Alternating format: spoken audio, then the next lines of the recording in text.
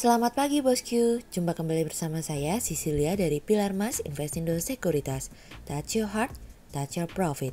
Nah, seperti biasa kita akan mulai saja nih market review kita hari ini, Jumat 26 November 2021 dengan episode Annyeonghaseyo. Maka dari itu jangan kemana-mana ya bosku, tetap di channel Pilar Mas Investindo Sekuritas. Touch your heart, touch your profit. Pionir Sekuritas Channel di Indonesia.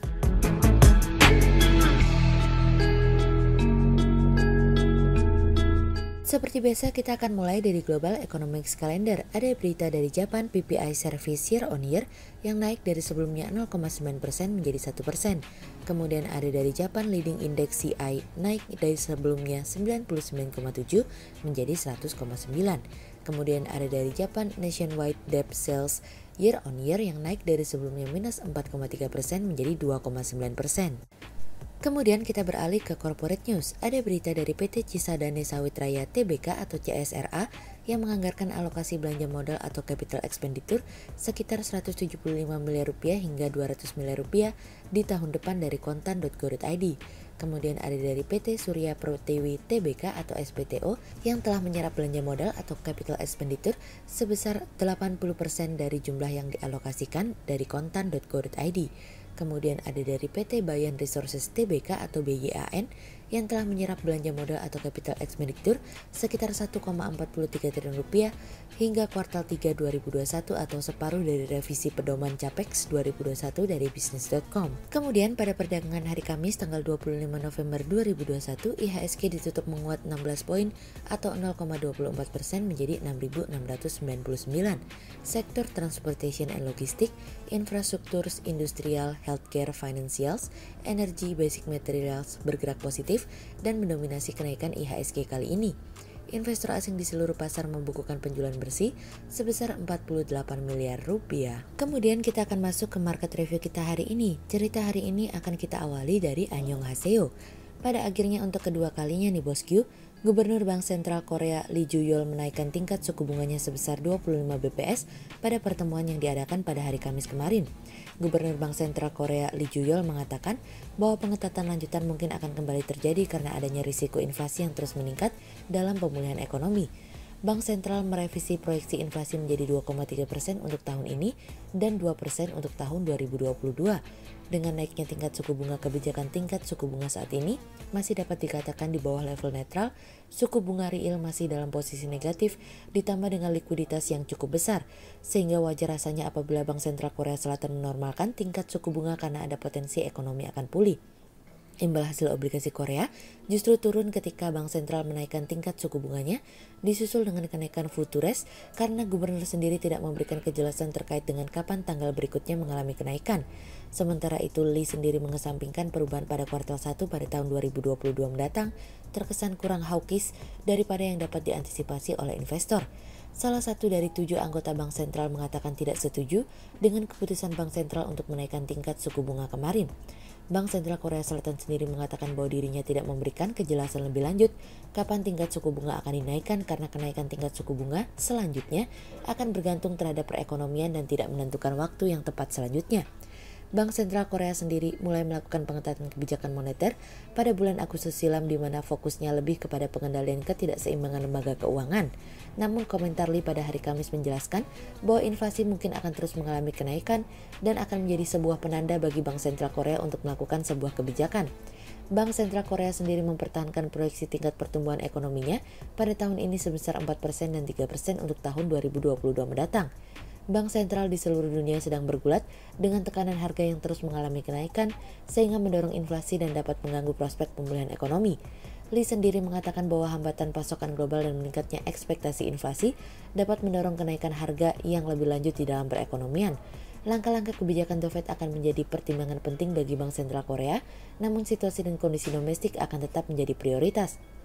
Pasar swap sendiri memproyeksikan bahwa tingkat suku bunga akan mengalami kenaikan lebih dari 1,75% pada tahun depan dengan potensi kenaikan terendah adalah 1,25% pada akhir tahun 2022. Gubernur Lee sendiri sekarang memiliki potensi untuk membuat keputusan sebanyak 2 kali lagi sebelum Lee mengundurkan diri pada bulan Maret 2022 mendatang. Proyeksi apakah Lee akan menaikkan tingkat suku bunga atau tidak, itu tergantung dari bagaimana sikap Lee ke depannya. Mungkin saja Lee akan tetap menjadi gubernur bank sentral, namun apapun itu, situasi dan kondisi tidak ada yang pasti. Kemudian cerita selanjutnya datang dari teknologi unjuk gigi. Akselerasi pertumbuhan dari teknologi dinilai dapat mempercepat proses pemulihan bagi industri. Bank Indonesia memperkirakan pertumbuhan ekonomi Indonesia pada tahun 2022 akan mencapai 4,7% hingga 5,5% dari 3,2% hingga 4% pada tahun 2021. Pertumbuhan tersebut didorong oleh berlanjutnya perbaikan ekonomi global yang berdampak pada kinerja ekspor yang tetap kuat, serta meningkatnya permintaan domestik dari kenaikan konsumsi dan investasi. Bank Indonesia memperkirakan transaksi e-commerce pada tahun 2022 mencapai 530 triliun rupiah. Perkembangan ekonomi dinilai akan ditopang oleh keuangan digital yang saat ini semakin meningkat. Proyeksi tersebut lebih tinggi dibandingkan proyeksi tahun 2021 yang mencapai 403 triliun rupiah. Bank Indonesia memproyeksikan transaksi uang elektronik akan mencapai 337 triliun rupiah, naik dari proyeksi tahun 2021 yang mencapai 289 triliun rupiah. Transaksi perbankan digital tahun depan diprediksi meningkat cukup signifikan hingga sekitar 20% tahun depan seiring perkembangan teknologi yang pesat di tanah air. Bank Indonesia memperkirakan transaksi digital banking mencapai 40.000 triliun rupiah pada 2021 dan meningkat menjadi 48.000 triliun rupiah pada 2022. Hal tersebut didukung oleh akselerasi pembangunan infrastruktur keuangan yaitu QRIS, Snap, dan BIFAS yang akan diperluas untuk semua bank dalam melayani transaksi nasabah dengan skema harga yang telah disederhanakan agar biaya transaksi murah bagi masyarakat sehingga hal tersebut dapat mendorong pertumbuhan industri. Selain itu, rencana penerbitan rupiah digital juga saat ini sedang dipersiapkan oleh Bank Sentral guna mendukung alat pembayaran yang sah. Bank Indonesia menargetkan perluasan akseptasi QRIS menjadi 15 juta pengguna pada 2022. Sehingga berdasarkan teknika analisa, kami melihat saat ini IHSG memiliki peluang bergerak melemah dan ditradingkan pada level 6.650 hingga 6.730. Berikut stock watch pilar emas hari ini ya bosku. Yang pertama ada dari IMJS, kemudian yang kedua ada dari Pawon, dan yang ketiga ada dari KLBF. Berikut dua saham yang kami analisa hari ini ya bosku. Yang pertama ada dari KKGI atau PT Resources Alam Indonesia Tbk yang siap gelontorkan capex 2,5 juta US dollar tahun depan. Capex tersebut merupakan bagian upaya perusahaan dalam mendukung dan meningkatkan kapasitas produksinya, di mana perusahaan memasang target untuk meningkatkan produksi dan penjualan batubara 4 juta ton, sehingga berdasarkan teknikal analisa dalam tren pada jangka waktu short term berpotensi untuk bullish dengan target 340 dan tingkat probabilitas sebesar 48%. Kemudian yang kedua ada dari MSIN atau PT MNC Studio International Tbk yang mencatatkan total pendapatan konsolidasi sebesar 1,31 triliun rupiah pada kuartal 3 2021. Pencapaian tumbuh sekitar 26% jika dibandingkan dengan periode yang sama di tahun yang mencatatkan 1,04 triliun rupiah. Hal ini tentunya memberikan catatan kinerja yang positif di saat diberlakukan pembatasan mobilitas masyarakat, namun manajemen masih mampu memproduksi konten dan juga dukungan kehadiran media sosial sehingga mampu membuat efektif dalam mempromosikan dan memproduksi konten digital mampu. Sehingga berdasarkan teknikal analisa dalam tren perjangka waktu short term berpotensi untuk bearish dengan target 450 dan tingkat probabilitas sebesar 72%, sementara dalam jangka waktu long term berpotensi untuk bullish dengan target 900 dan tingkat probabilitas sebesar 52%. Berikut kami akan menampilkan 40 saham pilihan dari pilar emas.